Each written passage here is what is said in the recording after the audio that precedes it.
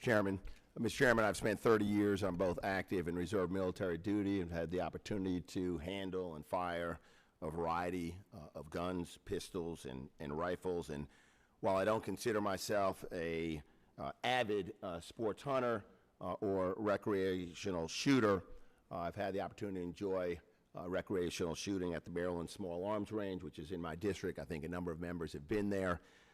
And more recently at the Prince George County Trap and Skeet Center. In fact, this weekend, what a joy it was. I took my 17-year-old son out to engage in trap and skeet shooting, and had an opportunity to teach him some responsible and safe gun handling and to energize his enthusiasm and interest in recreational shooting.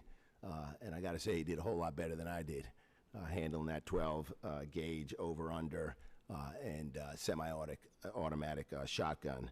So I want to find a way to support the SHARE Act. I like Title II, Target Practice and Marksmanship Training Support Act, which our colleague, Mr. Hunter from California, has introduced, allows states to use additional money to acquire land to expand and construct public shooting ranges, much like the one that I visited this weekend with my son. But there are other titles that just are very troubling. For example, Title 15, the so-called Hearing Protection Act. For over 80 years, silencers have been effectively regulated under the National Firearms Act. To obtain a suppressor, an individual must follow common sense safety requirements, which are designed to keep silencers out of the wrong hands. The current law works.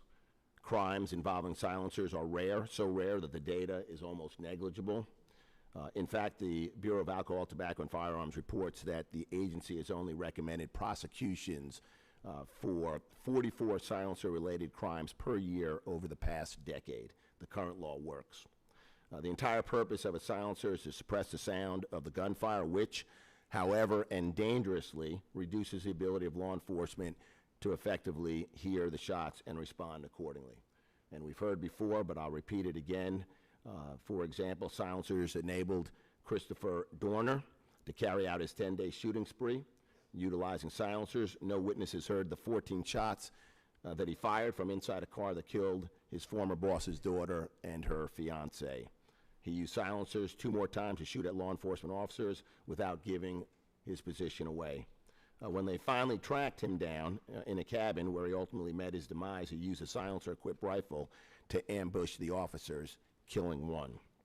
Ultimately, Dorner killed 4 people, including 2 police officers, with firearms equipped with silencers. In every instance during the 10-day ordeal, he had a tactical advantage over law enforcement due to his silencers. At a time when we should be doing all that we can to ensure the safety of our law enforcement officers, deregulating silencers puts them and the public at great risk.